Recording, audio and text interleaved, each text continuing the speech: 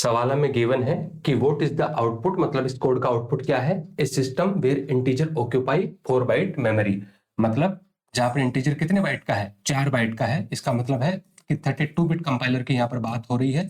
और 32 bit architecture compiler में जो हमारा कैरेक्टर होता है, कैरेक्टर कितने बाइट मेमोरी ऑक्यूपाई करेगा, 1 बाइट मेमोरी ऑक्यूपाई करेगा। जहां पर जो हमारा शॉर्ट इंट है, short int 2 byte memory occupy करेगा। इंटीजर हमारा 4 बाइट मेमोरी ऑक्यूपाई करेगा। फ्लोट यहाँ पर 4 बाइट मेमोरी ऑक्यूपाई करेगा।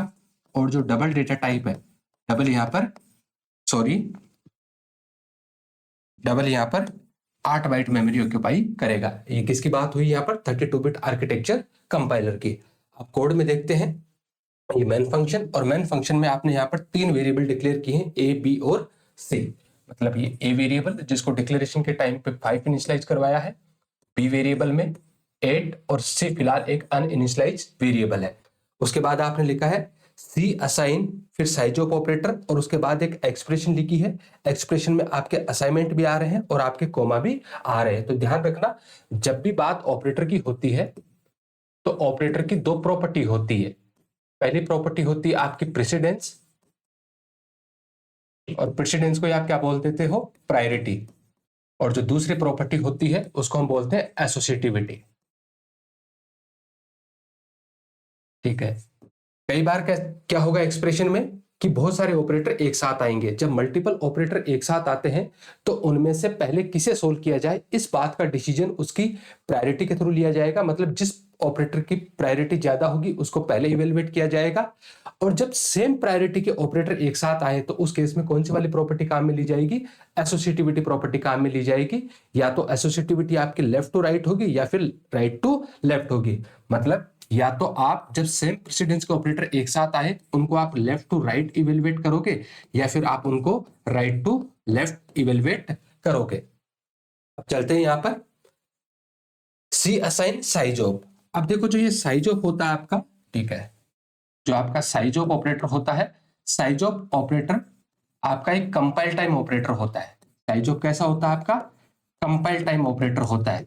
और कंपाइल टाइम ऑपरेटर होने का मतलब यह है कि कंपाइलेशन के टाइम पे ही साइज ऑफ अपना रिजल्ट डिटरमाइन कर लेगा।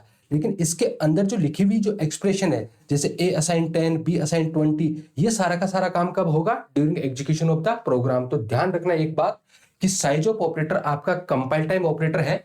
इसकी वजह से साइज ऑफ ऑपरेटर के अंदर लिखी हुई एक्सप्रेशन कभी भी एग्जीक्यूट नहीं होती है। Expression never executed. तो फिर इसका काम क्या है, साइज ऑफ ऑपरेटर का काम सिर्फ इतना सा है कि ये जो गिवन एक्सप्रेशन है उसकी साइज डिटरमाइन करने का। तो देखो जो आपका असाइनमेंट ऑपरेटर और जो आपका कॉमा ऑपरेटर है, असाइनमेंट ऑपरेटर और कॉमा ऑपरेटर में प्रायोरिटी ज्यादा किसकी है, असाइनमेंट ऑपरेटर की प्रायोरिटी ज्यादा है। मतलब असाइनमेंट और कॉमा जब एक साथ आएंगे तो पहले प्रेफरेंस किसको मिलेगी, असाइनमेंट को, और उसके बाद कौन इवेलुएट होगा, आपका कॉमा ऑपरेटर इवेलुएट होगा। लेकिन कई दफा आपको ऐसी सिचुएशन देखने को मिलेगी कि ये आपका असाइनमेंट ऑपरेटर है, इसके बाद आपका कॉमा ऑपरेटर देखने को मिलेगा, फिर आपका असाइनमेंट ऑपरेटर है, और फिर एक्सप्रेशन में आपको क्या देखने को मिलेगा, कॉमा ऑपरेटर देखने को मिलेगा। जब इस टाइप की सिचुएशन हो तो पहले प्रेसिडेंस किसकी मानी जाएगी, असाइनमेंट की।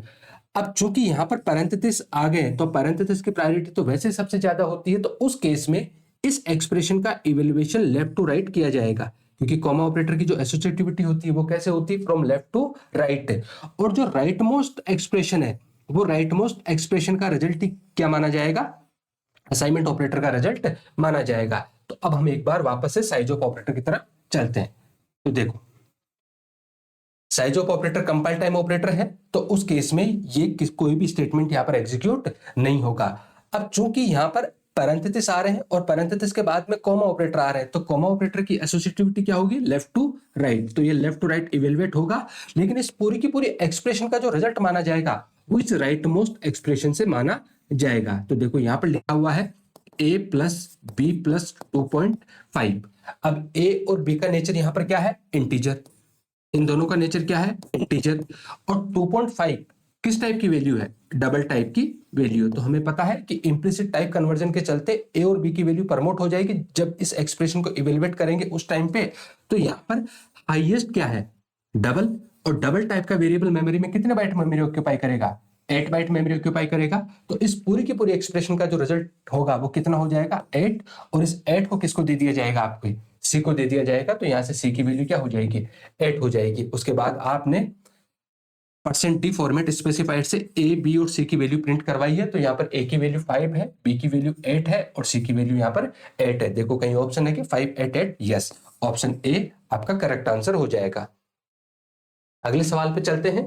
लिखा है कि the scope of variable refer to, मतलब वेरिएबल के स्कोप का मतलब क्या होता है। तो जो आपका वेरिएबल होता है, इस वेरिएबल की कुछ खास प्रॉपर्टी होती है। उन खास प्रॉपर्टी में दो सबसे मेन होती है। पहला होता है आपका स्कोप और दूसरा होता है आपका लाइफ। इसके अलावा भी इसकी प्रॉपर्टीज होती है कि वेरिएबल मेमोरी में कितने बाइट मेमोरी ऑक्यूपाई करेगा, उसमें किस टाइप की वैल्यू आएगी, ठीक है, और जो वैल्यू आएगी उसकी रेंज कहां से कहां तक होगी। लेकिन वो फंडामेंटल प्रॉपर्टी है। दो एडवांस प्रॉपर्टी यहां पर, वेरिएबल का स्कोप और वेरिएबल की लाइफ। वेरिएबल के स्कोप से मतलब यह है कि वेरिएबल आपका कहां तक एक्सेसिबल है, और उसकी लाइफ से मतलब यह है कि वेरिएबल आपका मेमोरी में कब तक बना रहता है। तो जब आप वेरिएबल के स्कोप की बात करते हो तो उस टाइम पे आपको यह डिसाइड करना होता है कि जो आपका वेरिएबल का जो डिक्लेरेशन हो रखा है वो डिक्लेरेशन कहां पर हो रखा है। अगर किसी फंक्शन के अंदर हो रखा है तो फिर उस वेरिएबल का जो स्कोप होगा वो क्या होगा, with in the function.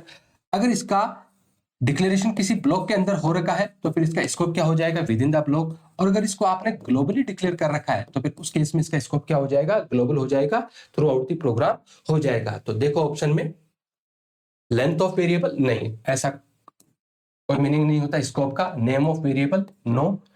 Accessibility of a variable, हाँ, कि वेरिएबल कहां तक एक्सेसिबल है वही क्या होगा, इसका स्कोप होगा। फंक्शन के अंदर है तो with in the function, block के अंदर है तो विद इन द ब्लॉक, और अगर ग्लोबली अगर आपने इसको डिक्लेयर कर रखा है तो फिर इसका स्कोप कैसा हो जाएगा, ग्लोबल हो जाएगा। जैसे मान के चलो आपने एक फन नाम से फंक्शन बनाया और इस फन फंक्शन में आपने एक ए नाम का वेरिएबल बना रखा है। तो उस केस में इस ए वेरिएबल की जो एक्सेसिबिलिटी है, स्कोप है, वो क्या है, विद इन द फंक्शन।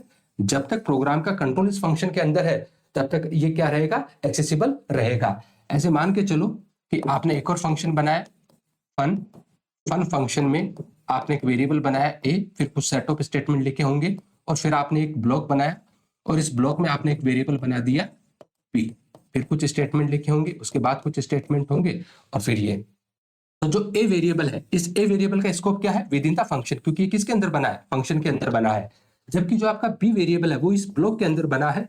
तो इस बी वेरिएबल की जो स्कोप है वो क्या रहेगा, विद इन द ब्लॉक ही रहेगा। इस ब्लॉक के बाहर इस बी को एक्सेस नहीं कर सकते, जबकि जो ये ए है वो इस पूरे के पूरे फंक्शन में क्या हो सकता है, एक्सेसिबल हो सकता है। और मान के चलो आपने एक सी नाम का वेरिएबल ग्लोबली बना रखा है तो फिर सी वेरिएबल का स्कोप क्या हो जाएगा, ग्लोबल हो जाएगा।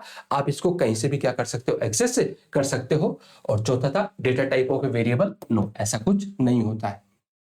नेक्स्ट सवाल है, match the following with respect to C language data type and select the correct answer from the code given below।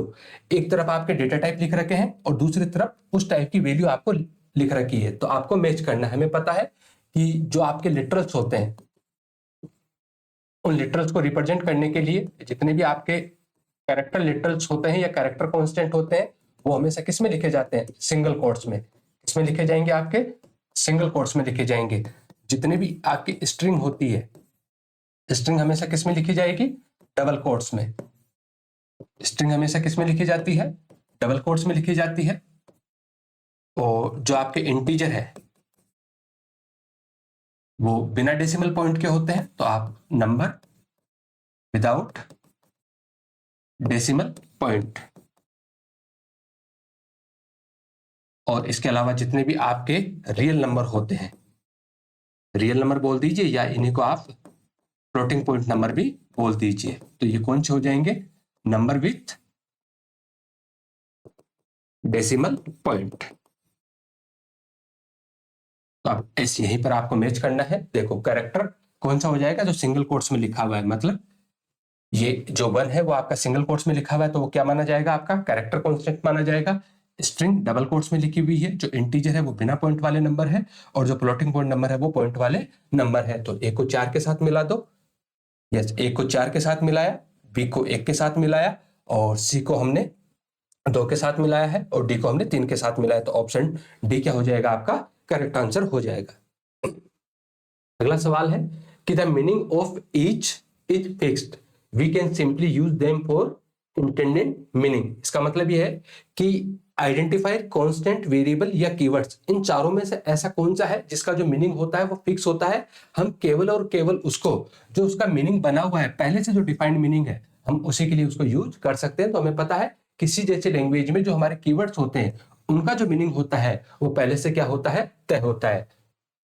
तो तभी हम कीवर्ड्स को कई बार क्या बोल देते हैं, रिजर्व वर्ड भी बोल देते हैं। Keyword also called reserve word, मतलब ये पहले से रिजर्व है, इनका जो मीनिंग होता है वो कंपाइलर पहले से जानता है। Meaning of keyword is already known by compiler.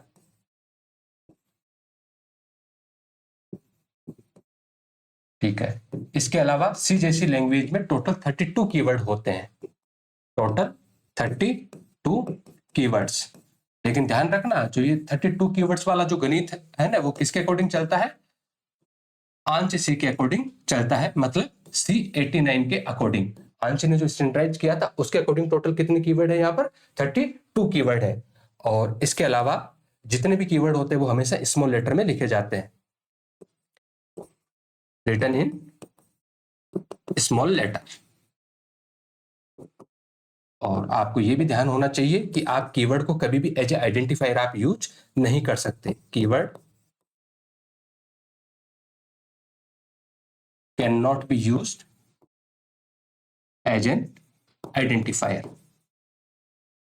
इसका मतलब ये हुआ कि आप कीवर्ड को कभी भी as a variable name, as a function name, as a array name, इनकी तरह आप कभी भी उनको यूज नहीं कर सकते। एज ए आइडेंटिफायर आप कभी भी कीवर्ड को यूज नहीं कर सकते। अगला सवाल है हमारे पास कि which of the following operator takes only integer operand. इनमें से कौन सा ऑपरेटर है जो केवल किसके साथ काम करता है, इंटीजर ऑपरेंड्स के साथ में ही काम करता है, इंटीजर डेटा टाइप के साथ में ही काम करता है।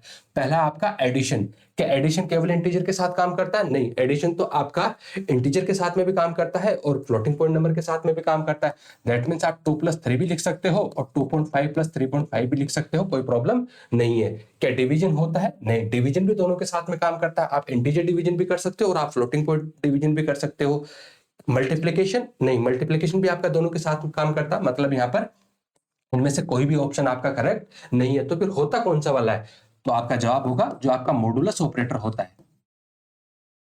जो आपका मॉडुलस ऑपरेटर होता है, मॉडुलस ऑपरेटर हमेशा किसके साथ काम करता है? केवल और केवल इंटीजर के साथ में काम करता है। वो फ्लोटिंग पॉइंट नंबर के साथ में सी जैसी लैंग्वेज में काम नहीं करेगा। अगला सवाल है what is the result of -17 mod 5। एक एक्सप्रेशन है आपके पास -17 mod 5। तो ये जो मोड होता है, जो आपका मॉडुलस ऑपरेटर होता है, मॉडुलस ऑपरेटर का काम क्या होता है? रिमाइंडर फाइंड आउट करने का। ठीक है, रिमाइंडर मतलब जो आपका शेषफल है वो शेषफल आपका कौन देगा? आपका मॉडुलस ऑपरेटर देता है। देखो, जब आपको डिवीजन ऑपरेशन आप परफॉर्म करते हो, मतलब आपको जब क्वेश्चन चाहिए होता है तब आप किसका यूज करते हो? डिवीजन ऑपरेटर का। और जब आपको रिमाइंडर चाहिए होता है तब आप किसका यूज करते हो? मॉडुलस ऑपरेटर का यूज करते हो। तो यहां पर लिखा है -17 mod 5। अब -17 mod 5 का जो रिजल्ट आएगा वो देखने को मिलेगा आपको यहाँ पर -2, क्योंकि 17 में जब आप 5 का भाग दोगे तो शेषफल क्या मिलेगा आपको? 2 मिलेगा। और जो मॉडुलस ऑपरेटर होता है इसका जो रिजल्टिंग सिंबल होता है कि आपका मॉडुलस पॉजिटिव आएगा या नेगेटिव, वो इस बात पे डिपेंड करता है कि मॉडुलस के पहले वाला ऑपरेंड कैसा है। अगर मॉडुलस के पहले वाला ऑपरेंड नेगेटिव तो नेगेटिव, पहले वाला ऑपरेंड पॉजिटिव तो पॉजिटिव। इसका मतलब ये हुआ कि जैसे आपने लिखा 17 mod 5, आपने लिखा -17 mod 5, आपने लिखा -17, सॉरी, आपने लिखा 17 mod -5 और फाइनली आपने लिखा -17 mod -5। तो ऑब्वियसली 17 में 5 का भाग देंगे तो शेषफल तो क्या मिलेगा आपको? हर जगह से 2 ही मिलेगा। अब इसका पॉजिटिव होगा या नेगेटिव वो किस बात पे डिपेंड करेगा कि मॉडुलस के लेफ्ट वाला ऑपरेंड कैसा है, पॉजिटिव की नेगेटिव? पॉजिटिव। पॉजिटिव की negative? Negative. Positive negative positive, positive negative negative. तो इस तरीके से आपको रिजल्ट देखने को मिलेगा। तो -17 mod 5, तो इसका रिजल्ट मिल जाएगा आपको -2। और ध्यान रखना, जो आपका मॉडुलस होता है ना, इस मॉडुलस को इवेलुएट करने के लिए इंटरनली एक एक्सप्रेशन का यूज किया जाएगा और वो एक्सप्रेशन होती है a - a divide by B and multiply by b. जैसे मैं इसी एक्सप्रेशन की बात करूं तो -17 mod 5, तो यहां पर ए की वैल्यू क्या है -17 और बी की वैल्यू क्या है 5, पुट कर दीजिए। तो -17 divide by 5 and multiply by 5, क्योंकि बी की वैल्यू 5 है, ए की वैल्यू -17 है, तो सोल्व कीजिए आगे। -17 डिवाइड बाई 5, अगर इंटीजर डिवीजन की बात करेंगे तो यहां से रिजल्ट आपको मिलेगा -3 मल्टीप्लाई बाई 5, तो फाइनली इसका रिजल्ट होगा -17 देन माइनस के 15 देन -17 प्लस 15 और आपको रिजल्ट देखने को मिल जाएगा -2। तो इस तरीके से आप बाकी एक्सप्रेशन को भी इवेलुएट करके देख सकते हो। ए मोड बी का जो रिजल्ट होता है वो इस एक्सप्रेशन के इक्विवेलेंट होता है, ए माइनस ब्रैकेट में A divide by B and multiply by B. ये आप डायरेक्टली शॉर्टकट तरीके से याद रख सकते हो कि मॉडुलस ऑपरेटर के लेफ्ट साइड का जो ऑपरेंड का जो सिंबल है, अगर वो पॉजिटिव है तो रिजल्ट पॉजिटिव आएगा, वो नेगेटिव है तो रिजल्ट नेगेटिव आएगा। भले ही राइट साइड वाला कैसा भी रहा हो, पॉजिटिव रहा हो नेगेटिव रहा हो, उस बात से कोई फर्क नहीं पड़ेगा। हाँ, जो आपका डिवीजन ऑपरेटर होता है, डिवीजन का जो रिजल्टिंग सिंबल होता है वो दोनों ऑपरेंड पे डिपेंड होता है। अगर दोनों पॉजिटिव तो पॉजिटिव, दोनों नेगेटिव तो पॉजिटिव, और दोनों में से कोई एक भी नेगेटिव तो उस केस में उसका रिजल्ट आपको नेगेटिव देखने को मिलेगा। अगला सवाल आपके पास, what is the output of the below code. एक कोड आपके पास गिवन है, वेरिएबल ए बना है, बी बना है, सी और डी, उसके बाद ये एक्सप्रेशन लिखी और एक्सप्रेशन के बाद में डी ए बी सी की वैल्यू यहां पर प्रिंट करवाइए। तो देखिए जब ये कोड एग्जीक्यूट होगा तो ए की वैल्यू इनिशियली क्या है 5, बी की वैल्यू है 17, सी में है 8 और डी फिलहाल आपका एक अनइनिशियलाइज्ड वेरिएबल है, मतलब फिलहाल इसमें गार्बेज रखा हुआ होगा। अब यहां पर ऑपरेटर की बात करें तो एक असाइनमेंट ऑपरेटर आ रहा है, कॉमा ऑपरेटर आ रहा है और पैरेंथेसिस आपको देखने को मिल रहे हैं। अगर इनमें प्रायोरिटी की बात की जाए तो पैरेंथेसिस की प्रायोरिटी सबसे ज्यादा होती है, तो सबसे पहले इस एक्सप्रेशन को इवेलुएट किया जाएगा। लेकिन इस एक्सप्रेशन में क्या है, आपका बहुत सारे कॉमा ऑपरेटर है, और जब सेम प्रायोरिटी के ऑपरेटर एक साथ आते हैं तो एसोसिएटिविटी प्रॉपर्टी काम में ली जाएगी, और कॉमा ऑपरेटर की जो एसोसिएटिविटी होती है वो कैसी होती है, फ्रॉम लेफ्ट टू राइट, तो इसको लेफ्ट टू राइट इवेलुएट किया जाएगा। लेकिन एक्सप्रेशन के केस में जो राइट मोस्ट एक्सप्रेशन है, उस राइट मोस्ट एक्सप्रेशन का रिजल्ट ही क्या हो जाएगा, आपका डी का रिजल्ट हो जाएगा। तो इसको एग्जीक्यूट कीजिए। सबसे पहले लिखा है ए असाइन सी, मतलब सी में क्या रखा हुआ है 17, तो ए की वैल्यू क्या हो जाएगी यहां पर 17 हो जाएगी। उसके बाद लिखा है B compound assignment with addition A, मतलब ये कंपाउंड असाइनमेंट है, जब हम इसको इवेलुएट करेंगे तो ये बी असाइन बी प्लस ए हो जाएगा। तो देखो बी की वैल्यू क्या है यहाँ पर 17 और ए की वैल्यू भी क्या है 17, तो 17 प्लस 17 34, तो बी की नई वैल्यू क्या हो जाएगी यहाँ पर 34। ए असाइन सी, ओ सॉरी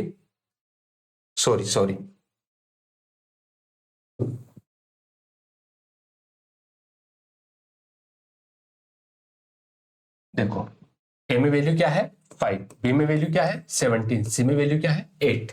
उसके बाद आपने लिखा है ए असाइन सी, तो सी में क्या रखा हुआ 8, तो ए में क्या आ जाएगा यहाँ पर 8 आ जाएगा। ओके, उसके बाद लिखा है B assign compound assignment with addition A, तो बी इसको जब इवेल्युएट करेंगे तो ये हो जाएगा बी असाइन बी प्लस ए। बताओ बी की वैल्यू क्या है 17 और ए की वैल्यू क्या है यहाँ पर 8, 17 प्लस 8। अब 17 में जब 8 को आप ऐड करोगे तो रिजल्ट क्या मिल जाएगा आपको 25, और बी की नई वैल्यू क्या हो जाएगी 25 हो जाएगी। उसके बाद लिखा है सी असाइन ए प्लस बी प्लस सी, मतलब सी की वैल्यू किसके इक्विवेलेंट होगी, तीनों को ऐड कर दीजिए। तो ए प्लस बी प्लस सी मतलब 8 प्लस 25 प्लस 8, दैट मीन 16 और 25 कितने हो जाएंगे आपके 41, और ये 41 किसकी वैल्यू हो जाएगी सी की, तो सी की नई वैल्यू क्या हो गई 41। और इस पूरी की पूरी एक्सप्रेशन का रिजल्ट आखिरी में क्या आया था 41, और ये 41 ही किसके पास जाएगा डी के पास, तो डी की वैल्यू क्या हो जाएगी 41। देख लीजिए आपने सबसे पहले किसको प्रिंट करवाया है डी को, तो डी की वैल्यू क्या है 41, उसके बाद आपने ए की वैल्यू 8, उसके बाद बी की वैल्यू 25 और आखिरी में सी की वैल्यू 41। देखो ऑप्शन कहीं ऐसा है क्या 41 8 4, नो 41 8 25 41, यस, ऑप्शन बी क्या हो जाएगा आपका करेक्ट आंसर हो जाएगा। अगला सवाल है कि the result of statement, printf में आपने एक एक्सप्रेशन लिख रखी है और बोला कि इसका रिजल्ट क्या आएगा। तो एक्सप्रेशन है आपकी 17 डिवाइड बाई 2 मॉडुलस, फिर आपने टाइप कास्टिंग की है एंट 5.5 और इस एक्सप्रेशन का रिजल्ट पहुंचा है। तो देखो पैरेंथेसिस की प्रायोरिटी सबसे ज्यादा होगी तो 17 मल्टीप्लाई बाय 2 34 मोड। आपने कास्टिंग की है कि ये जो भी वैल्यू है इसको किस में कास्ट कर दिया जाए, इंटीजर में कास्ट कर दिया जाए, मतलब पॉइंट के बाद वाली वैल्यू को डिस्कार्ड कर दिया जाएगा। तो ये क्या मिलेगा 5। अब 34 में जब आप 5 का भाग दोगे तो शेषफल कितना मिलेगा आपको, 4 शेषफल देखने को मिलेगा और परसेंट डी की जगह क्या प्रिंट हो जाएगा 4। तो ऑप्शन बी। अगला सवाल है what will be the value of I and के। किसकी वैल्यू पूछ रहा है ये, आई और के की वैल्यू पूछ रहा है after execution of the following code. That means इस कोड को एग्जीक्यूट होने के बाद आखिरी में आई और के की वैल्यू क्या रहने वाली है। तो यहां पर आपने 3 वेरिएबल बनाए हैं आई जे और के। तो आई जे और के फिलहाल तीनों में गार्बेज है। फिर उसके अगला स्टेटमेंट है जे असाइन 5। तो जे की वैल्यू क्या हो जाएगी 5। फिर आई असाइन 2 तो आई की वैल्यू क्या हो जाएगी 2। फिर स्टेटमेंट लिखा I assign 2 multiply by J divide by 2। तो देखिए ऑपरेटर है आपके पास मल्टीप्लीकेशन, डिवीजन और असाइनमेंट। इनमें प्रायोरिटी ज्यादा किसकी होती है, मल्टीप्लीकेशन और डिवीजन की। अब मल्टीप्लीकेशन और डिवीजन जो होता है वो आपका इक्वल प्रायोरिटी का होता है। जब इक्वल प्रायोरिटी के ऑपरेटर एक साथ आते हैं तो कौन सी प्रॉपर्टी काम में ली जाएगी, एसोसिएटिविटी प्रॉपर्टी काम में ली जाएगी।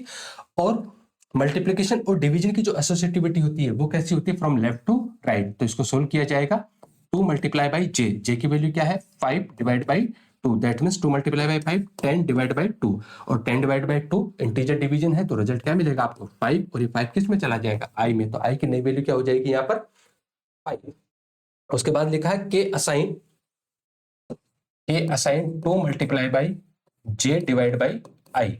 अब देखो एक मल्टीप्लीकेशन है, असाइनमेंट है, डिवीजन है और पैरेंथेसिस है। तो उस केस में पैरेंथेसिस की प्रायोरिटी सबसे ज्यादा होगी। तो 2 मल्टीप्लाई बाई जे, जे की नई वैल्यू क्या है 5 डिवाइड बाई आई की नई वैल्यू क्या है 5।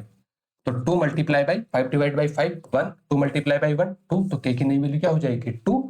तो की में वैल्यू क्या चली जाएगी 2। आपसे किसकी वैल्यू पूछी थी, आई और के की। तो आई की वैल्यू क्या है 5 और के की वैल्यू क्या है 2। देखो कहीं ऑप्शन है क्या, आई की वैल्यू 5 और के की वैल्यू 2, आई की वैल्यू 5 के की वैल्यू 2। ऑप्शन डी आपका सही आंसर होगा यहाँ पर। The result of the statement, again वही प्रिंट टाइप में एक एक्सप्रेशन लिखी है और उसका रिजल्ट पूछा हमसे। एक्सप्रेशन है 10 divide by 3 multiply by 3 plus logical note 5 mode 3। अगर प्रायोरिटी की बात की जाए तो सबसे ज्यादा प्रायोरिटी किसकी होगी आपकी, पैरेंथेसिस की। पैरेंथेसिस के बाद में लॉजिकल नोट की, क्योंकि लॉजिकल नोट आपका यूनरी ऑपरेटर है और यूनरी ऑपरेटर की प्रायोरिटी पैरेंथेसिस के जस्ट बाद में होती है। मतलब जितने भी अवेलेबल ऑपरेटर है उन सबसे हाई प्रायोरिटी किसकी होती है, आपके यूनरी ऑपरेटर की होती है। उसके बाद आपका मल्टीप्लीकेशन और मोड, इन दोनों की प्रायोरिटी इक्वल होती है। तो जो लेफ्ट में पहले मिल जाए उसको सोल्व कर देना। तो 10 डिवाइड बाई 3 दोनों इंटीजर है तो रिजल्ट भी कैसा आएगा, integer plus logical note 5 mode 3। अब लॉजिकल नोट को सबसे पहले सोल्व किया जाएगा तो 3 multiply by 3 plus logical note. अब लॉजिकल नोट क्या करता है आपका, जो भी एक्सप्रेशन का रिजल्ट अगर ट्रू में आ रहा है तो उसको फॉल्स में कन्वर्ट कर देगा और अगर फॉल्स में आ रहा है तो ट्रू में कन्वर्ट कर देगा। अब सी जैसी लैंग्वेज में ट्रू फॉल्स नाम का कोई कीवर्ड तो होता नहीं है। तो यहां पर जीरो को तो किसकी तरह ट्रीट किया जाएगा, फॉल्स की तरह ट्रीट किया जाएगा। और जितनी भी नॉन जीरो वैल्यू है वो चाहे पॉजिटिव हो वो चाहे नेगेटिव हो, सारी की सारी क्या मानी जाती है यहाँ पर, ट्रू मानी जाएगी। तो 5 क्या है नॉन जीरो वैल्यू, और नॉन जीरो वैल्यू का जब लॉजिकल नोट करोगे दैट मींस ये ट्रू है, तो ट्रू का जब लॉजिकल नोट करोगे तो फॉल्स में कन्वर्ट हो जाएगा। तो ये बन जाएगा 0 मोड 3। अब मल्टीप्लीकेशन, एडिशन और मोड, अब इनमें मल्टीप्लीकेशन की प्रायोरिटी और मोड की प्रायोरिटी जो होती है इक्वल होती है। तो लेफ्ट में कौन मिल रहा है आपको, मल्टीप्लीकेशन। तो 3 मल्टीप्लाई बाई 3 9 प्लस 0 मोड 3। 0 में 3 का भाग देंगे तो शेषफल क्या मिलेगा आपको, 0 ही तो मिलेगा। 9 प्लस 0 9। तो इस एक्सप्रेशन का जो रिजल्ट आएगा वो किसके इक्विवेलेंट आएगा, 9 के इक्विवेलेंट आएगा, ऑप्शन सी। अगला सवाल है after execution the following statement what will be the value of variable A. मतलब आखिरी में वेरिएबल ए की वैल्यू क्या रहने वाली है। प्रोटोटाइप के 2 वेरिएबल आपने बनाए हैं ए और बी, फिलहाल दोनों में गार्बेज रखा हुआ है। उसके बाद आपने बोला है ए असाइन 2, तो ए में वैल्यू क्या चली जाएगी 2 और बी असाइन 3, बी में वैल्यू क्या चली जाएगी 3। ऑब्वियसली 2.000 एंड 3.00 इस तरीके से वैल्यू यहाँ पर स्टोर होगी। फिर आपने स्टेटमेंट लिखा है A compound assignment with multiplication, B compound assignment with multiplication plus 28.5। तो देखो यहां पर जो ऑपरेटर आ रहे हैं वो दो ऑपरेटर आपको देखने को मिल रहे हैं। पहला ऑपरेटर आपको देखने को मिल रहा है कंपाउंड असाइनमेंट, और दूसरा ऑपरेटर आपको देखने को मिल रहा है यूनरी प्लस। कौन सा आपका यूनरी प्लस। देखो यहां पर ये कंपाउंड असाइनमेंट है और प्लस 28.5 लिखा है, दैट मींस ये 28.5 किस टाइप की वैल्यू है, पॉजिटिव वैल्यू, इसलिए कौन सा ऑपरेटर आपका यूनरी प्लस है। अब यूनरी प्लस को लिखो या ना लिखो कोई फर्क नहीं पड़ता है, क्योंकि नहीं लिखोगे तो भी बाय डिफॉल्ट वैल्यू क्या मानी जाती है, पॉजिटिव तो मानी जाती है। अब इन्होंने यहाँ पर लिख दिया, कोई बात नहीं है, तो ये हो जाएगा a compound assignment b and 28.5, हम इसको इस तरीके से लिख सकते हैं।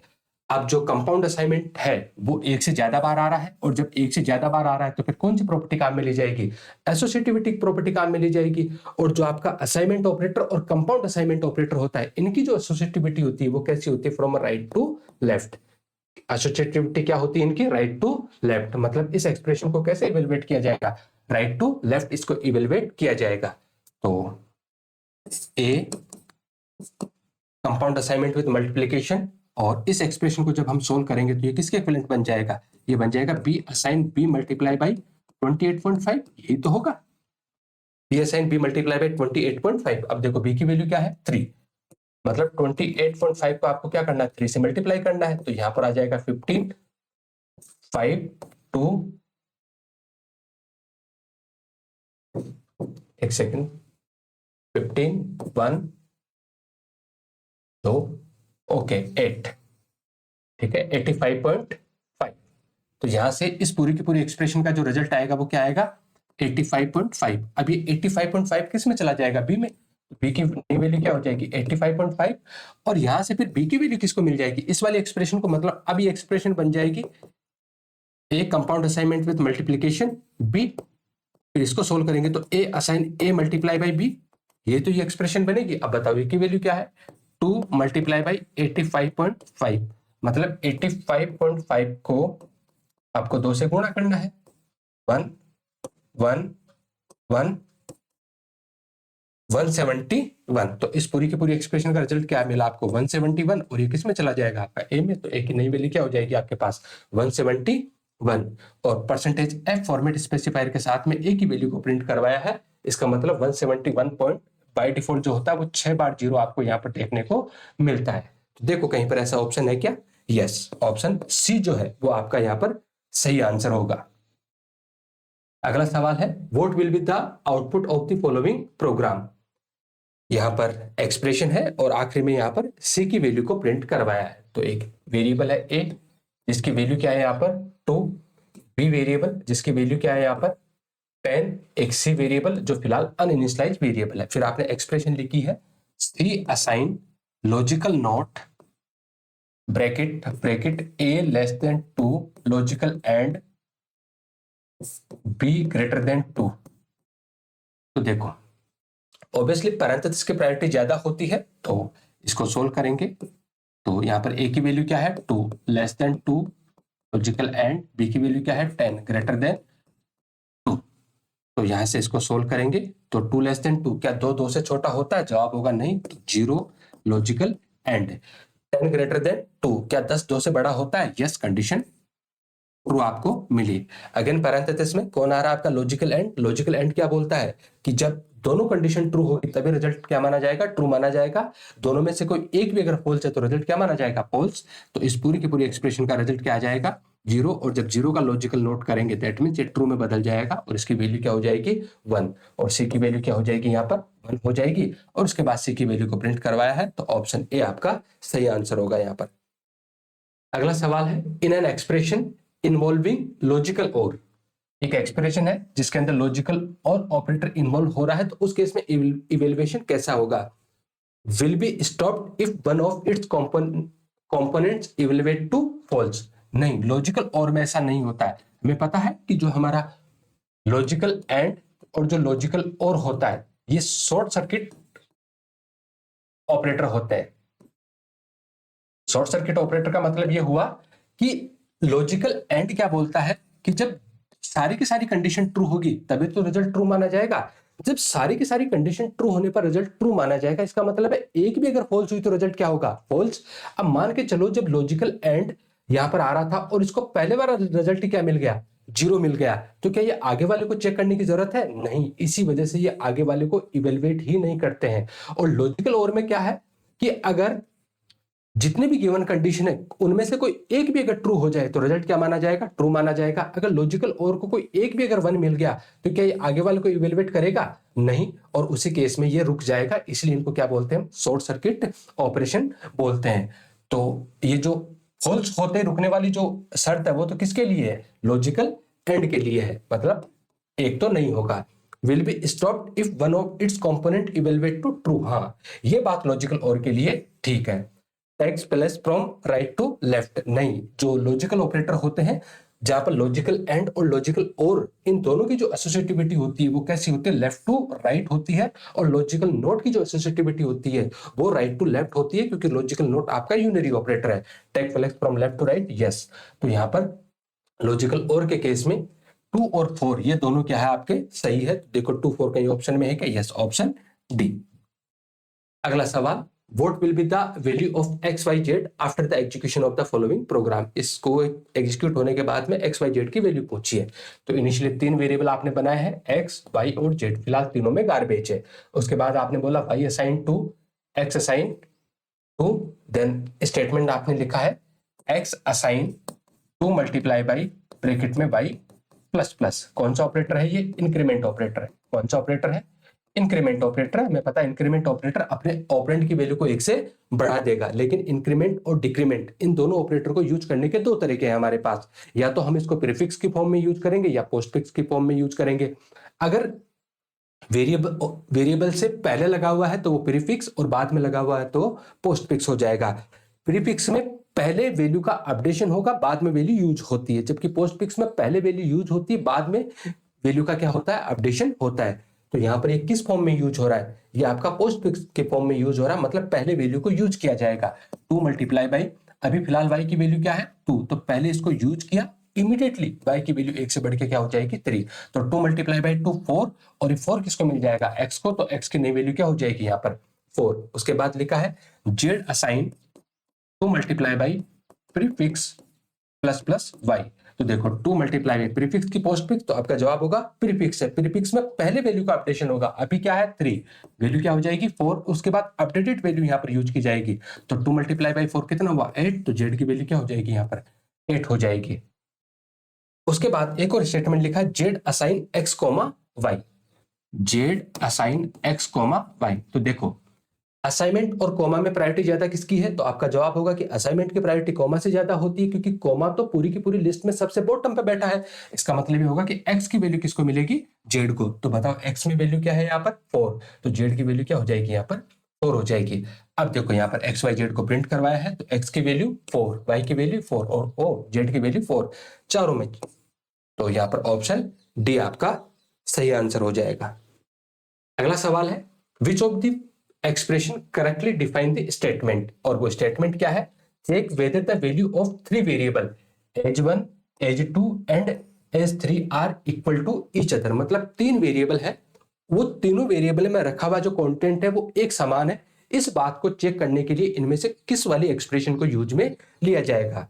पहला है h1 assign h2 assign h3, नहीं ये तो असाइनमेंट वाला काम होगा, इसमें तो हम कभी भी इक्वलिटी चेक नहीं कर पाएंगे। उसके बाद लिखा है h1 असाइन h2, क्या h1 में रखा हुआ कंटेंट h2 के बराबर है। उसके बाद एंड मतलब logical and, h2 assign h3, क्या h2 में रखा हुआ कंटेंट h3 के बराबर है।